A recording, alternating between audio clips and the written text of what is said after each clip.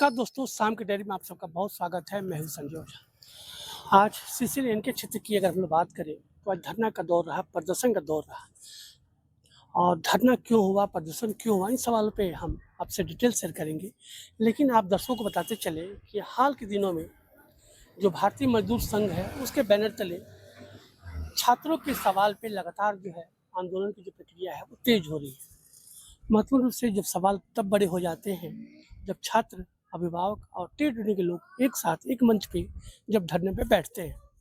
सवाल मुख्य रूप से निकल कर जो आया है कि अब तक की जो बातें जो सामने आई हैं, छात्रों की अपनी डिमांड है, अभिभावक के उनके अपने सवाल हैं और जो ट्रेड यूनियन के लोग हैं उनके अपने इशू हैं।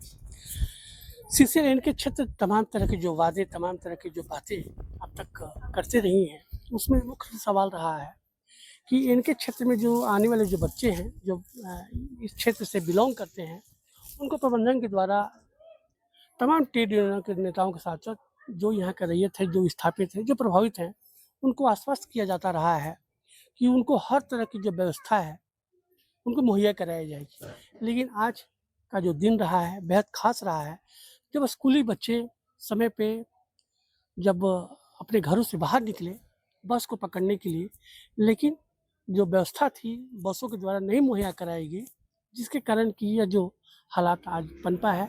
और उसके बाद से तमाम जो तीनों इक्वेशन हैं, जिसमें बच्चे हैं, उनके अभिभावक हैं और ट्रेड यूनियन के लोग हैं, एक मंच पे एक साथ महाप्रबंधक कार्यालय के बाहर धरने पे बैठ गए।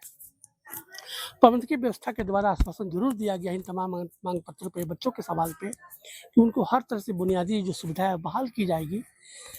लेकिन इस बीच ट्रेड यूनियन के जो लोग हैं, जो भारतीय मजदूर संघ के जो लोग हैं, उनके द्वारा इस बात का मैसेज किया गया है कि अगर प्रबंधन 31/7 तक तमाम व्यवस्था इन स्कूली बच्चों के लिए मुहैया नहीं कराता है, तो जो सीसीएल का जो महत्वपूर्ण परियोजना है, जो चोरी अंडरग्राउंड जो है, जो एक पायलट प्रोजेक्ट है, उसको बंद करा दिया जाएगा। सवाल अपने में बहुत बड़ा है। एक तरफ बच्चों के सवाल है, दूसरी तरफ प्रबंधकीय व्यवस्था के सवाल है। तमाम सवालों पे आगे क्या कुछ स्थिति बनती है, उससे भी रूबरू कराएँगे। लेकिन आज सीसीएल के इनके क्षेत्र में महाप्रबंधक कार्यालय के बाहर जिस तरह से धरना और प्रदर्शन हुआ है, अपने आप में कई बड़े सवाल खड़े ज़रूर करता है। एक तरफ प्रबंधकीय व्यवस्था लगातार ट्रेड यूनियन के नेताओं के साथ-साथ जो यहाँ का रैयत है, जो यहाँ के विस्थापित हैं, जो यहाँ का प्रभावित हैं, सबको हर तरह की जो सुविधा है, बच्चों को स्कूल मुहैया कराने को लेके जो सवाल अब तक रहे हैं, उन सवालों के साथ में है। लेकिन जिस तरह से आज जो 35 से 40 की संख्या में जो बच्चे हैं, जो सुभाष नगर से आते हैं, जो मुख्यालय से महज कुछ 100 मीटर की दूरी पे तमाम तरह के रेजिडेंशियल उनकी आवासीय आवास हैं, वहाँ से बच्चे आते हैं और उनको जो बस है उसमें जगह नहीं मिलती है, जिसके कारण कि जो अव्यवस्था है वो दिखाई देती है। बच्चे जो है ऑटो से, बसों से जाते हैं, जो सेफ्टी के दृष्टिकोण से कहीं से सही नहीं है। तो सवाल मुख्य रूप से आज जो निकला है, जिसके कारण क्या धरना हुआ, प्रदर्शन हुआ और जो ट्रेड यूनियन लोगों ने सवाल उठाया कि 31/7 तक अगर उनकी मांगों पे विचार नहीं हुआ, तो जो महत्वाकांक्षी परियोजना है चोरी, उसको बंद किया जाएगा। सुनते तमाम मसलों पे जो भारतीय मजदूर संघ के जो नेता हैं, उन्होंने क्या कुछ कहा है आज के प्रदर्शन को लेके। नमस्कार साथियों, मैं विनोद कुमार विश्वकर्मा, भारतीय मजदूर संघ असंगठित इनके एरिया सचिव। आप सभी को पूर्व में भी ज्ञात है कि हम लोग सुभाष नगर के 30-35 बच्चे जो है आए दिन स्कूल के परेशानी की वजह से कभी बस से कभी ऑटो से जाने को मजबूर हैं।